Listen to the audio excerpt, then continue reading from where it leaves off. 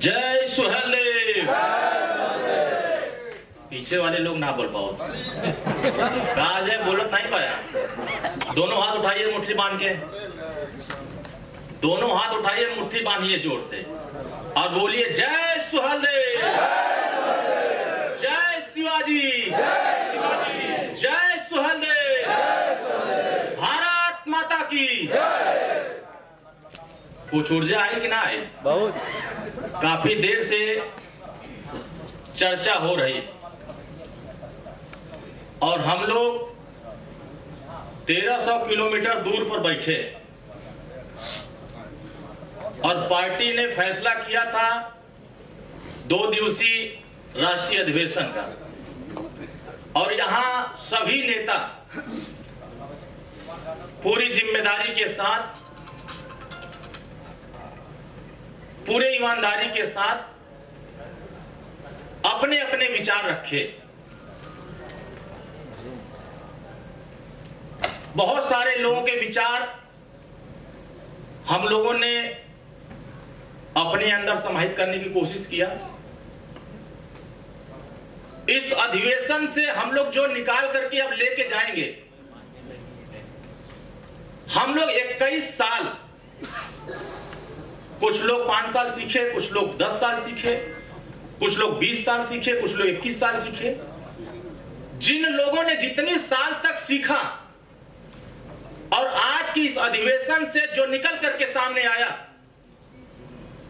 इस बात को जब हम लोग उत्तर प्रदेश से यहां चल करके आ रहे थे तो हम लोगों के दिमाग में सिर्फ इस बात की चर्चा हो रही थी, संगठन कैसे बेहतर होगा। क्योंकि अभी आपने एक घटना देखा होगा उत्तर प्रदेश में कि संगठन और सरकार में खूब चर्चाएं हुई है कि नहीं हुई है? संगठन बड़ा है कि सरकार बड़ा है? तो इस बात की चर्चाएं पूरे देश के मीडिया में हुआ, उत्तर प्रदेश की राजनीति में भी खूब चर्चा हुआ, देश की राजनीति में इसकी खूब चर्चा हुआ कि संगठन अगर नहीं होता क्या उत्तर प्रदेश में भारतीय जनता पार्टी और एनडीए की सरकार हो पाती क्या?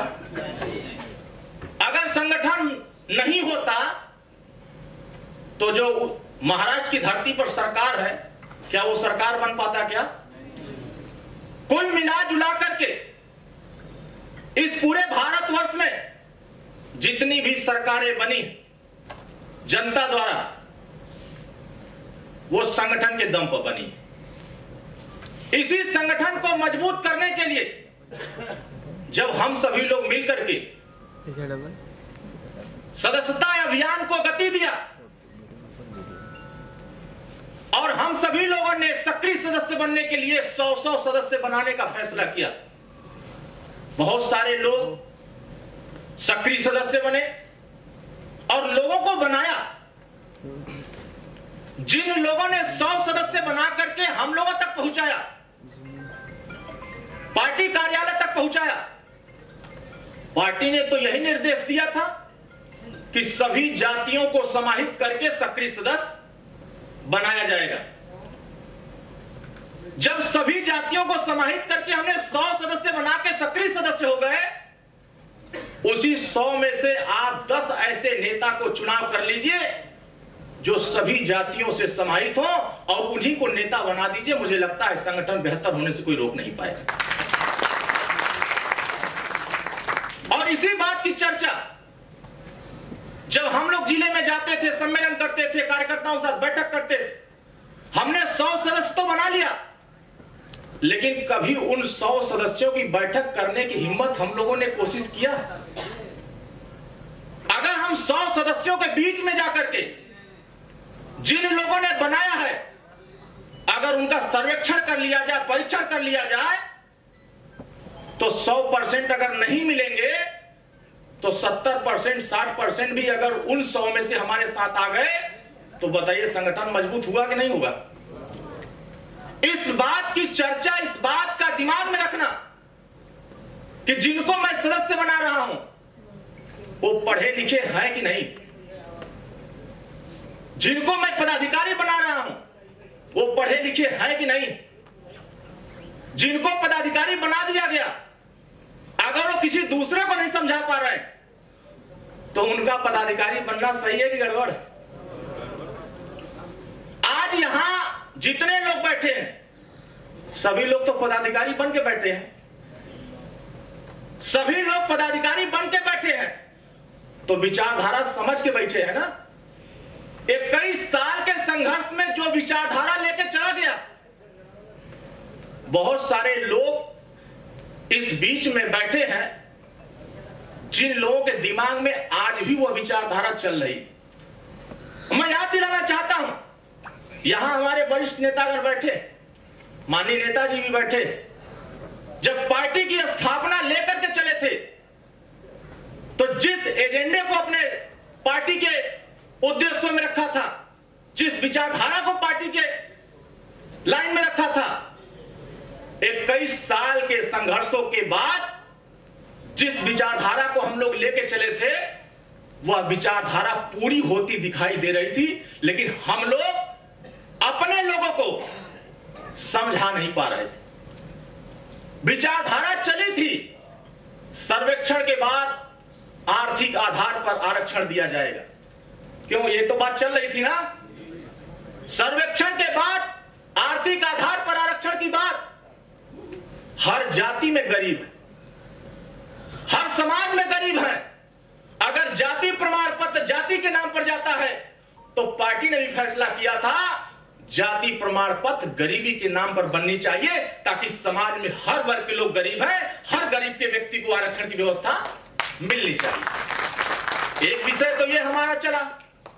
21 साल में एक छोटी सी पार्टी इस विचारधारा को लेकर आगे बढ़ी और देश की सबसे बड़ी party Bharatiya Janata party NDA की सरकार इस विचारधारा को अपने साथ समाहित कर लिया और समाहित करते हुए फैसला कर लिया कि हम आर्थिक रूप से जो कमजोर वर्ग हैं हम उनको आरक्षण की व्यवस्था 10% देंगे।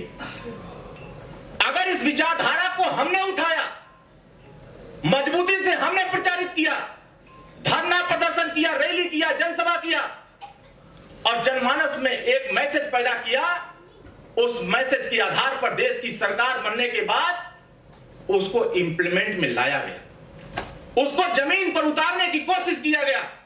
लेकिन हमारे कार्यकर्ता उस कामयाबी को, उस विचारधारा को, जो लोग कहते हैं कि ये एक जाति की पार्टी, ये पिछड़ों की बात करते हैं, ये दलितों की बात करते हैं, ये अल्पसंख्यकों की बात करते हैं, ये सामान्य वर्ग की बात नहीं करते, तो यह बात उनके दिमाग में घुस जाता कि जब हम सभी जाति के गरीबों की बात करते हैं तो उसमें ना तो सामान्य वर्ग छूटता है, ना पिछड़ा छूटता है, ना दलित छूटता है, ना अल्पसंख्यक छूटता है, हर वर्ग का व्यक्ति उसमें समाहित हो जाता।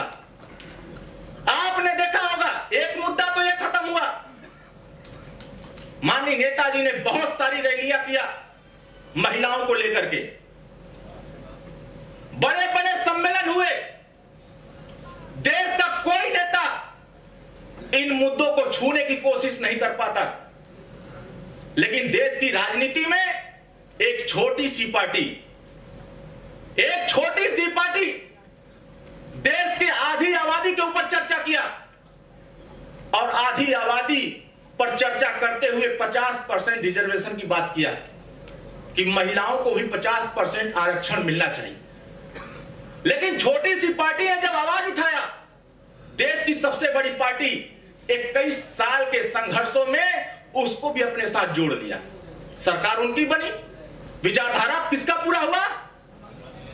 सुहेल देव भारतीय समाज पार्टी का पूरा हुआ। एक विषय यह खत्म होता है। तीसरा विषय जब आता है, जब हम गरीबों को आरक्षण की बात करते हैं तो माननीय नेताजी तो उसी मुद्दे पर तो इस्तीफा दे दिए थे कि गरीब में जो पिछड़े वर्ग हैं उनको भी आरक्षण मिलना चाहिए। आज वर्तमान की राजनीति में देखेंगे तो कोटे में कोटा का विरोध कौन लोग कर रहे हैं? जो आपको आरक्षण नहीं लेने देना चाहते, जो आपको हिस्सेदारी नहीं देना चाहते, उसी को हिस्सेदारी दिलाने के लिए सुहेल देव भारतीय समाज पार्टी संघर्ष कर रही है कि जिन लोग गरीब हैं, जो पैसे के अभाव में अपने बेटा बेटी को पढ़ा नहीं पाते हैं, सामाजिक रूप से कमजोर हैं, इसी आरक्षण में उनको आरक्षण दे करके उनको आगे बढ़ाने की व्यवस्था किया जाए। आज देश का नेता इस बात को समझा नहीं समझा, लेकिन भारत की सर्वोच्च अदालत ने इस बात को समझ लिया कि जो बात माननीय नेताजी कहते हैं वह बात देश की सर्वोच्च अदालत ने कहा कि हर वर्ग में गरीब है, तो पिछड़े वर्ग जो अधूरे छूट गए हैं, जिनको आरक्षण का लाभ नहीं मिलता है, उनको भी आरक्षण का लाभ देने के लिए कोटे में कोटा की व्यवस्था किया गया। आज चर्चाएं हो रही है, हमारे कार्यकर्ता इन बिंदुओं को गंभीरता से जाकर के कार्यकर्ता जनता के बीच में बताना शुरू करें। मुझे भरोसा है जो लोग आरोप लगाते हैं कि माननीय ओम प्रकाश राजभर जी उल्टा पुल्टा बोलते, हमारे कार्यकर्ता जवाब नहीं दे पाते हैं, लेकिन जिस दिन उनको आप उनके सवालों का जवाब देना शुरू करेंगे, मुझे भरोसा है कि आप अपने विचारधारा की बात करिए। आप किसी नकारात्मक बातों की चर्चा मत करिए। आप जिस दिन अपने विचारधारा को जनता के बीच में बताने का प्रयास किया, तो आप 100 सदस्य छोड़ दीजिए, हजारों सदस्य बनने के लिए आपके पीछे पीछे लोग दौड़ेंगे कि हमें सदस्य बनाइए, हम आपकी पार्टी के साथ जुड़ना चाहते हैं। मैंने देखा है इसी उत्तर प्रदेश में हमारे सभी कार्यकर्ता जिम्मेदार बैठे हैं। हम लोग घोसी उपचुनाव लड़ रहे थे, भारतीय जनता पार्टी के प्रत्याशी थे, और हम लोग वहां चुनाव प्रचार में 600 लोग लगे थे।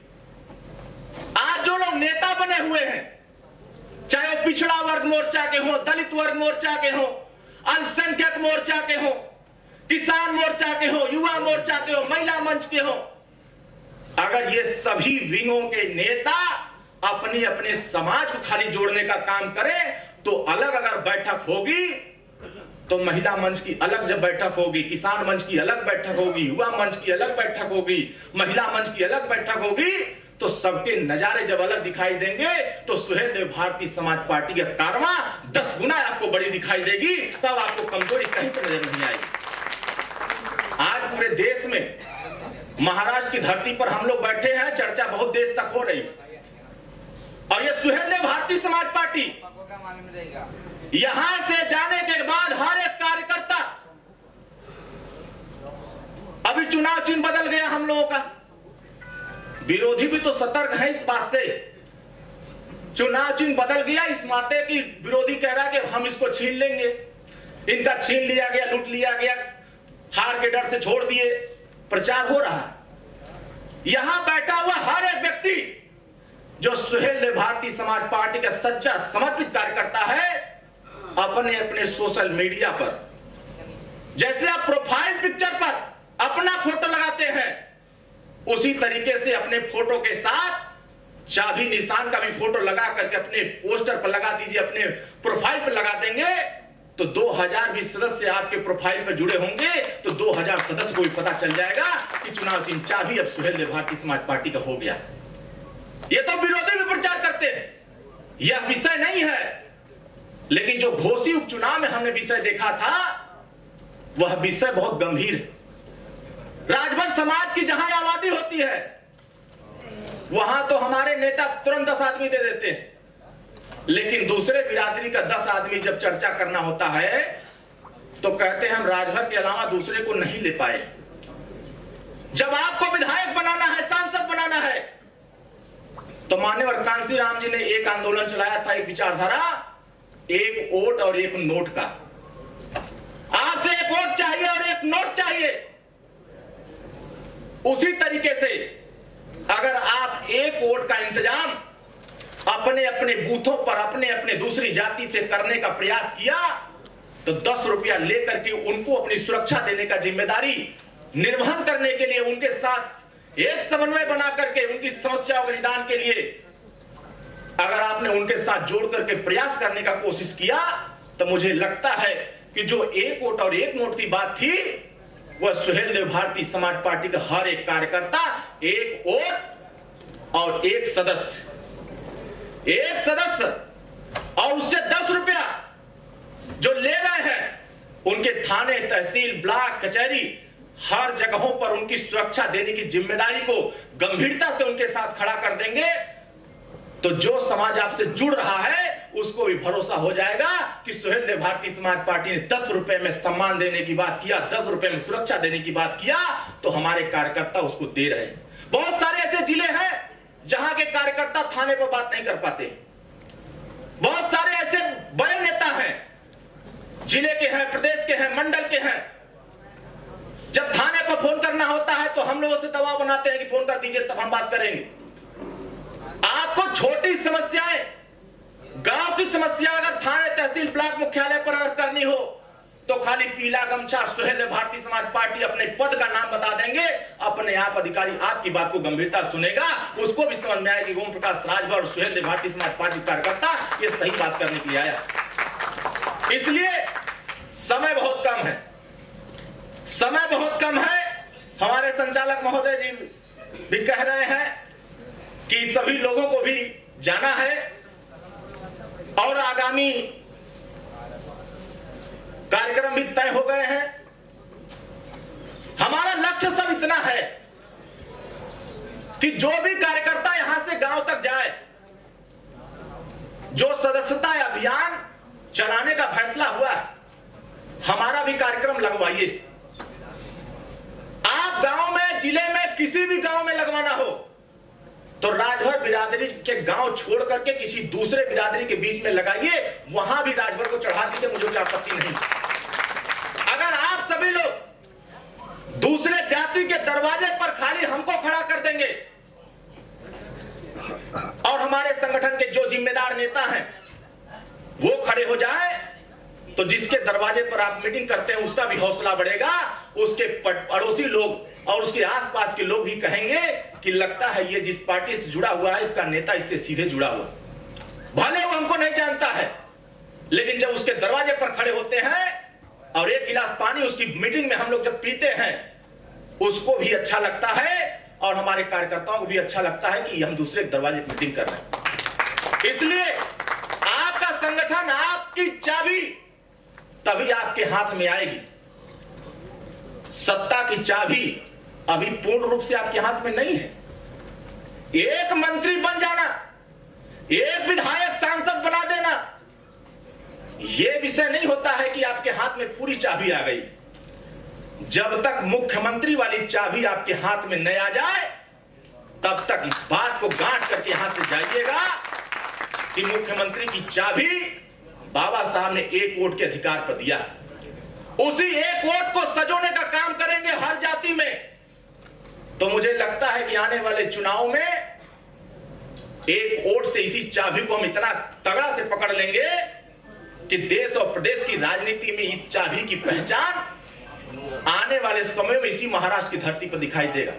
आपसी सामंजस्य, अनुशासन, चर्चा हुई। मैंने देखा है हमारे कार्यकर्ता अनुशासन की बात बड़ी तेजी से कर रहे थे। इस बात को दिमाग में रख लीजिए कि यहां छोटा कार्यकर्ता हो चाहे बड़ा कार्यकर्ता, जब तक कार्यकर्ता के रूप में भी भूमिका निभाएंगे तब तक हमारी कामयाबी आगे बढ़ेगी। अगर कार्यकर्ता अपनी भूमिका नेता के रूप में निभाना शुरू करेगा कि अब हम तो फलाने अध्यक्ष हो गए, अब हमारा काम क्या है, हम तो फलाना महासचिव हो गए, अब हमारे नीचे वाले का काम क्या है, यह दिमाग से निकाल दीजिए। अगर राष्ट्रीय पदाधिकारी है तो आपके बूथ का भी कोई पदाधिकारी है, जितना सम्मान आपका है उतना ही सम्मान बूथ के पदाधिकारी का। और आप इस बात को दिमाग में रखिए कि छोटे पदाधिकारी और बड़े पदाधिकारी के बीच में कैसे समन्वय बैठाया जाता है, सम्मान कैसे दिया जाता है। हम लोगों के नेता अभी कुछ तरीके से अभी समझ नहीं पा रहे। हमारे नेता जब आते हैं तो सभी लोग गोल बना करके फोटो खिंचवाने लगते हैं। आप दूसरे दलों में जाके देखिए, दूसरे दलों के अधिवेशन को जाके देखिए, आज भी चल रहा है अधिवेशन बड़े दलों का। जो बड़े बड़े मंत्री हैं वो सबसे पीछे वाली कुर्सी बैठे, लेकिन वो कहने नहीं आते कि हमें अगली वाली कुर्सी क्यों नहीं मिल रहा। अगली वाली कुर्सी पर बैठने के लिए अगले तरीके से काम करना होता है। और संगठन का पदाधिकारी किसी भी पद का होता है, अगर वो अपने अनुशासन में है तो ऊपर बैठा हुआ हर नेता उस व्यक्ति को पहचान रहा है। इस हाल में जो भी बैठे हैं हर व्यक्ति को हम लोग पहचान रहे हैं। अब पीछे वाले सोचेंगे कि हमें नहीं पहचान रहे, तो इस दिमाग में भ्रम में मत रहिएगा कि आपको नहीं पहचाना जा रहा या आपको पीछे बैठने का मौका मिला। बहुत सारे लोग संगठन में पीछे बैठने वाले मुख्यमंत्री बन जाते हैं, कोई पता नहीं चल पाता। पीछे बैठने वाले को विधानसभा का टिकट मिल जाता है, उनको महसूस नहीं हो पाता। इसलिए संगठन को बेहतर करने के लिए गांव में जन चौपाल, जब तक हम लोग हर बिरादरी के बीच में उस जाति का नेता तैयार करके उस जाति के बीच में संगठन में पदाधिकारी बना के नहीं रखेंगे, तब तक आने वाले चुनाव में सिर्फ राजभर के सहारे रह जाएंगे, दूसरा कोई आपके साथ नहीं हो पाएगा। अब तक का इतिहास रहा है, कोई भी बड़ा चुनाव छोटा चुनाव लड़ने जाते हैं तो बड़ी भूमिका सिर्फ राजभर की होती है, और कई ऐसे बूथ खाली हो जाते हैं जहां हमारे पदाधिकारी नहीं होते और हम पराजय हमारा स्वीकार हो जाता है। इसलिए हमें हर जाति को जोड़ करके अपने विचारधारा से, अपने सिद्धांतों से, हम किसी व्यक्ति के साथ नहीं जोड़ रहे हैं, हम किसके साथ जोड़ने की बात कर रहे हैं? सुहेल देव भारतीय समाज पार्टी और विचारधारा के साथ। विचारधारा का व्यक्ति कभी नहीं टूटता है और व्यक्ति के साथ जुड़ने वाला टूट के चला जाता है। इसलिए विचारधारा के साथ आज आप लोग जुड़े हुए हैं। आज नेताजी के विचारधाराओं के साथ आप लोग खड़े हैं। नेताजी इस धरती पर नहीं भी रहेंगे तो बताइए विचारधारा जिंदा रहेगी कि नहीं रहेगी? आज मान्यवर कांशीराम साहब नहीं है लेकिन उनके विचारधारा जिंदा है। आज गांधी जी जिंदा नहीं है, उनके विचारधारा जिंदा है। छत्रपति शिवाजी महाराज जिंदा नहीं है, उनके विचारधारा जिंदा है। इसी तरीके से सुहेल देव भारतीय समाज पार्टी एक विचारधारा वाली पार्टी है। यहाँ का हर एक कार्यकर्ता विचारधारा को लेकर चलता है, विचारधारा को आगे बढ़ाने का काम करता है। इसलिए आज हम सब लोग यहाँ अधिवेशन में आए। सुहेल देव भारतीय समाज पार्टी का हर एक कार्यकर्ता अपनी जिम्मेदारी को निभाए, दूसरे की शिकायत करने में अपना समय ना खराब करे। चाहे वो महाराष्ट्र की धरती हो, चाहे बिहार की धरती हो, चाहे उत्तर प्रदेश की। अभी बिहार में चुनाव होने जा रहा, महाराष्ट्र में चुनाव होगा और हम सब लोग खाली एक दूसरे की शिकायत करने में लगे रहते हैं कि ये कम कर रहे हैं, वो ज्यादा कर रहे हैं, ये कम कर रहे हैं। संगठन में कोई ज्यादा काम करता है, कोई कम काम करता है, लेकिन कम काम करने वाला भी काम करता है, ज्यादा करने वाला भी काम करता है, लेकिन हम उसकी यह शिकायत नहीं करेंगे, उसकी समस्या को भी देखना पड़ता है किस परिस्थिति में काम कर रहा है। आज पहली बार मुझे ऐसा महसूस हो रहा है कि आज हम लोग महाराष्ट्र की धरती पर हैं और जब हम लोग एयरपोर्ट पर उतरे थे तो सुहेल देव भारतीय समाज पार्टी महाराष्ट्र में बहुत मजबूती से दिख रही थी। होर्डिंगों के माध्यम से, टेलीविजनों के माध्यम से, सोशल मीडिया पर चल रहे थे कि सुहेल देव भारतीय समाज पार्टी का राष्ट्रीय अधिवेशन चल रहा होने जा रहा है। और मैं तो बधाई दूंगा हमारे जुबैर भाई साहब को। मैं इनको नहीं जानता था, मैं इनको नहीं पहचानता था, वो संजोग हो गई, एक जगह भेंट हो गई, उनको हम जान गए।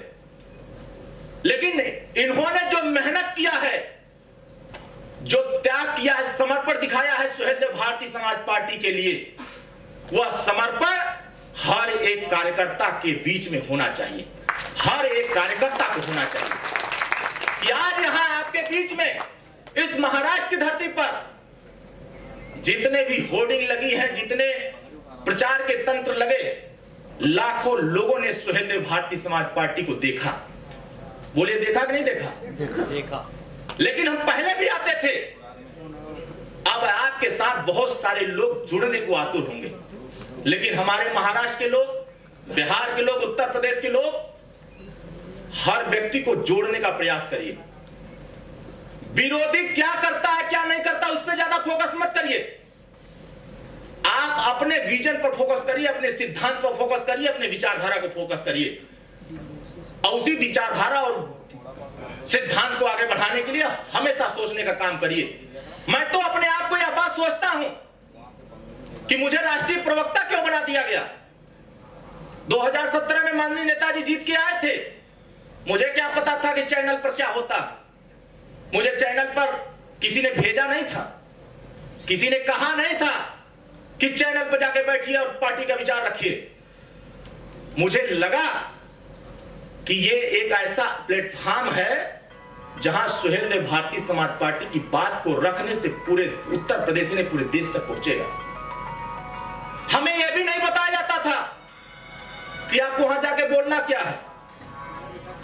हमें भी नहीं पता होता था कि वहां जाऊंगा तो बोलूंगा क्या। लेकिन मैं धीरे धीरे धीरे धीरे जाते जाते जाते जाते इस बात को महसूस कर लिया कि राजनीति में अगर आपको पहचान खड़ा करना है तो अपनी काबिलियत को बनाना पड़ेगा। हाँ ठीक बात। अपनी ताकत, अपनी क्षमता को बनाना पड़ेगा कि अगर हमारी काबिलियत नहीं है वहां बैठने की तो हम राष्ट्रीय महासचिव छोड़ दिए कुछ पद ले लेंगे, कोई मतलब। इस बात को दिमाग में रख लीजिए। सुहेलदेव भारतीय समाज पार्टी का हर एक कार्यकर्ता उस काबिल है कि अच्छे अच्छे नेताओं को पटकनी दे सकता। हमारे नेता पुराने थे, कल चर्चा हो रही थी हमारे नेता सत्यनारायण कनौजिया जी की, नाम उनका आ गया था। उन लोगों ने भी बहुत त्याग किया है। हमारे कुछ साथियों ने बहुत समर्पण दिखाया है इस पार्टी को यहां तक लाने के लिए,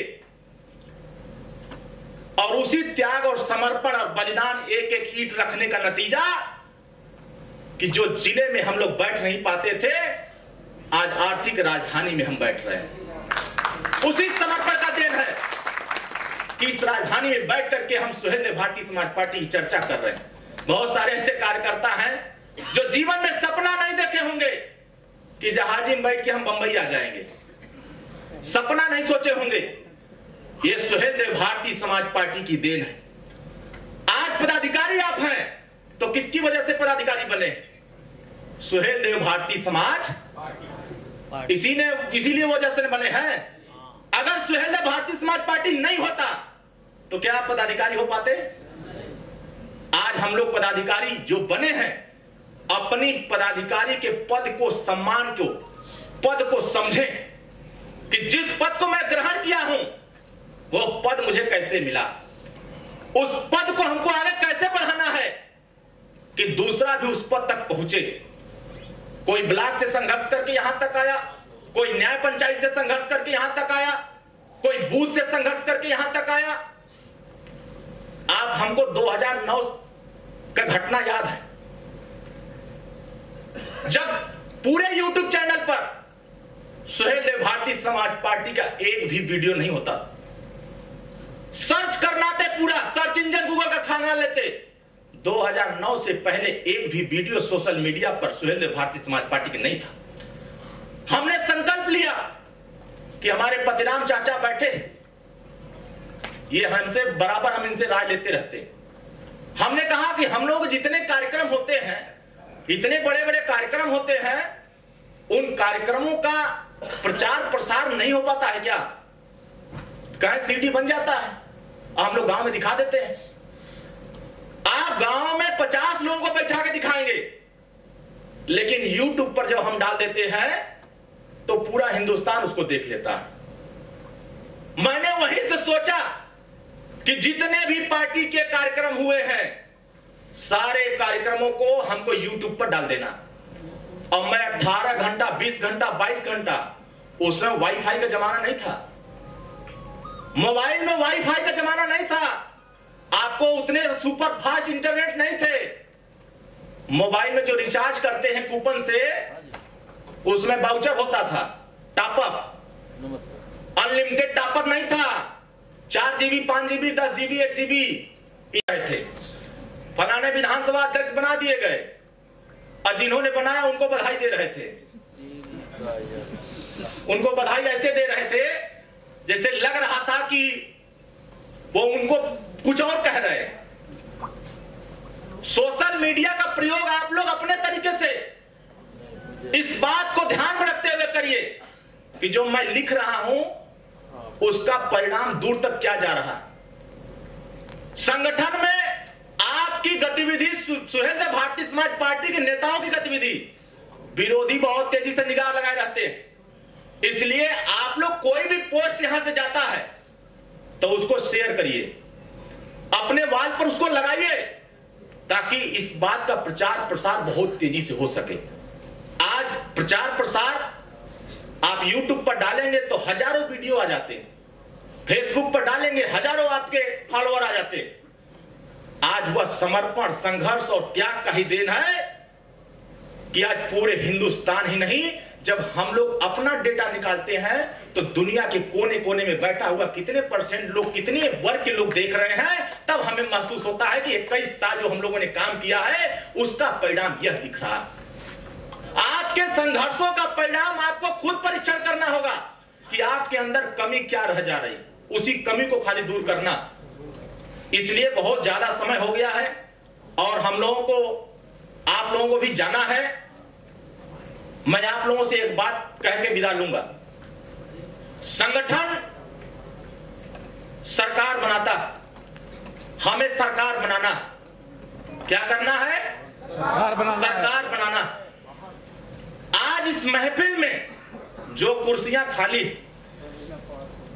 आने वाले समयों में यहां से जाने के बाद जो हम लोग मेहनत करेंगे, जब दूसरी बार हम लोग यहां प्रस्थान करेंगे तो यहां ऐसा महफिल नजर आना चाहिए कि इस कुर्सियों की छोड़ दीजिए, बाहर के जितने हाल हैं वहां तक भी आदमी कम पड़ जाए। ये बात कि जो पीछे भी कुर्सी खाली रहे, हाल भी जो खाली पड़ा हुआ है वो भी एक पैर रखने की जगह न रहे। अभी लोग गाड़ी में आ रहे थे तो हम लोग ये चर्चा कर रहे थे कि आज अगर हम लोग घोसी लोकसभा सीट को खाली जीत लिए होते तो बताओ यहां का नजारा कुछ और होता कि नहीं होता? कमी रह गई, नहीं रह गई? यही कमी को दूर कर लेना और इसी कमी को दूर करते हुए अपने नेता पर भरोसा रखना, अपने नेता पर विश्वास रखना कि जिनके विचारधारा, जिनके सिद्धांतों पर आप यहां खड़े हैं, बैठे हैं, उनके विचारधारा को जब तक मंजिल तक सत्ता की चाबी नहीं ले लेंगे तब तक चैन से बैठने वाले हम लोग नहीं है। इन्हीं चंद शब्दों के साथ आयोजक साथी सबको धन्यवाद, आप सभी लोगों को बधाई, शुभकामनाएं। इस राष्ट्रीय अधिवेशन में आए आप सभी लोगों का आभार व्यक्त करता हूं। हमारे बीच में विपिन भारद्वाज जी हैं, इन्होंने भी बहुत सहयोग किया, दीपा जी भी है, सहयोग किया, सभी लोगों ने सहयोग किया। इसके लिए आपको धन्यवाद, आभार। मैं इन्हीं चंद शब्दों के साथ अपनी बात समाप्त करता हूं। जय सुहेलदेव, जय भारत, जय भारतीय समाज पार्टी।